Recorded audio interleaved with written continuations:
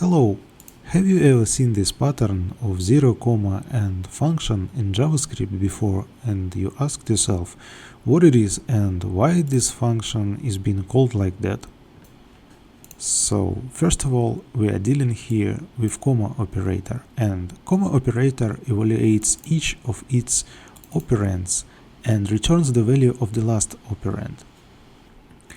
So in our case, comma operator returns an inject function, the last operand, but it returns this function detached from its context, so basically detached from this module object. Usually you can come across this pattern in JavaScript code generated by module bundlers like Webpack, for example. And why it can be useful, you can ask. So first of all, let us avoid the method invocation context. When a function is called as a method of an object, this inside a function refers to the object itself. In our case, it's module object. By using this pattern, we ensure that function inject is called with this set to undefined or the global object in non-strict mode rather than the module object. This can be important if the function depends on this being a specific context or being undefined. The next reason is tree shaking and minification. Again, module bundlers like Webpack use tree shaking to eliminate dead code and minification to reduce the size of the output. These processes can sometimes introduce scenarios where a function needs to be detached from the module object to be safely minified and optimized. This pattern ensures that the function reference is treated purely as a function call, preventing any side effect related to method invocation. Also, CommonJS and ESM interop. JavaScript has different module system, primarily CommonJS used by Node.js and ES modules, ESM.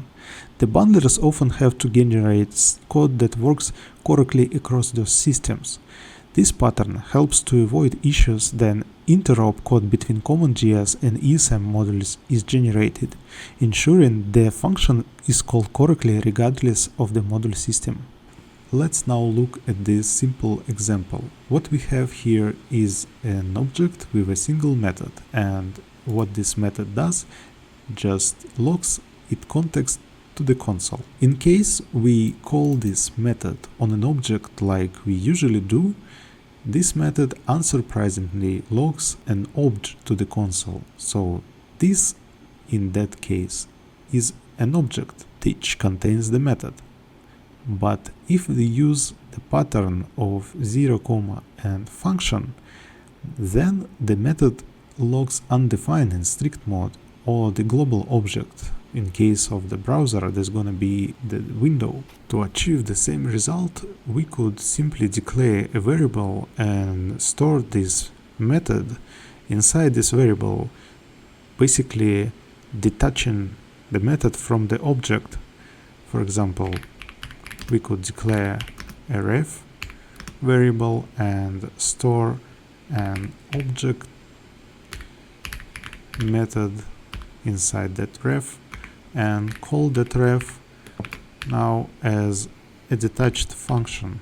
So effectively we are getting the same end result, but this pattern is just nice and concise way of getting the same result of detached function.